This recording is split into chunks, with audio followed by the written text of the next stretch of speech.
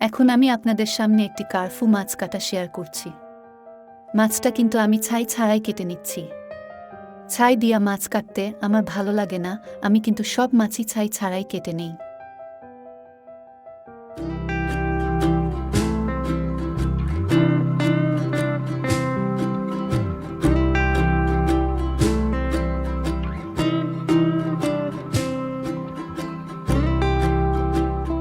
সবসময় তো মাছ আসলে বাজার থেকে কেটে নিয়ে আসা হয় না, অনেক সময় কিন্তু বড় মাছ আমরা বাড়িতে কিনে এনে থাকি। এই মাছটা কিভাবে কেটেছি তাই আমি আপনাদের সাথে শেয়ার করছি।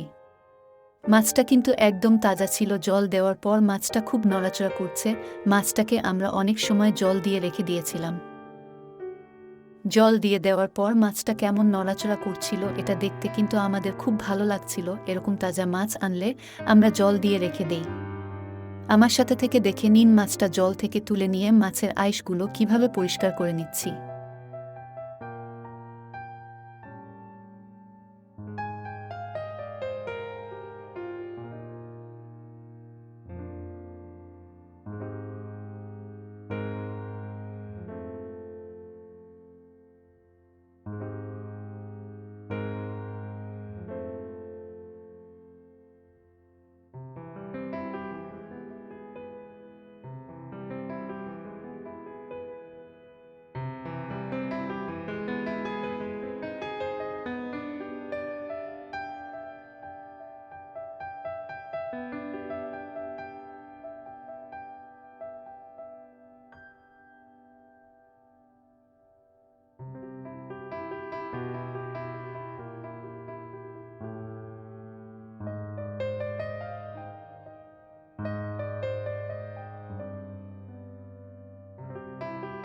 মাছের যে বাইরের কাঁটাগুলো থাকে এগুলো আগে আমি কেটে নিচ্ছি।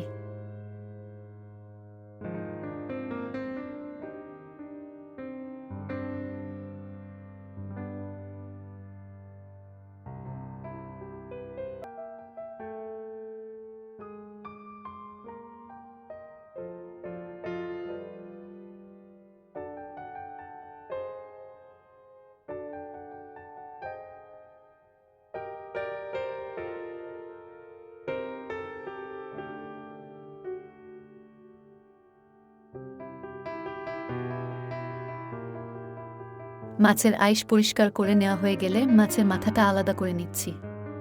মাছের মাথাটা আলাদা করে নিলেই কিন্তু মাছের ওজনটা কমে যায়।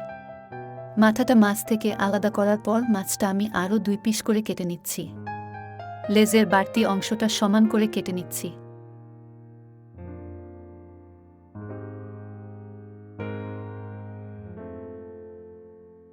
বাইরের কাঁটাগুলো কেটে নিচ্ছি।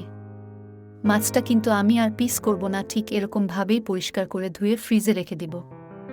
যখন আমার যেরকম দরকার পরিবেশ পরিস্থিতি বুঝে মাছটা বের করে পিস করে নিব। একটু বড় টাইপের মাছ হলে আমি ঠিক এরকমভাবেই পিস করে ফ্রিজে রেখে দেই। আমার কাছে এটা অনেকটা ভালো বুদ্ধি মনে হয়। এক এক সময় এক এক রকম পিস দরকার হয়, এর জন্য আমি এরকমভাবে রেখে দেই। যখন ঠিক যেরকম দরকার বের করে পিস করে নিন। এতক্ষণ সময় যারা আমার সঙ্গে থেকে মাছ কাটাটা দেখে নিয়েছেন তাদের কেমন লেগেছে অবশ্যই কমেন্টস করে জানিয়ে দিবেন। ভালো লাগলে লাইক করবেন, শেয়ার করবেন এবং সাবস্ক্রাইব করে আমার চ্যানেলের সাথেই থাকবেন।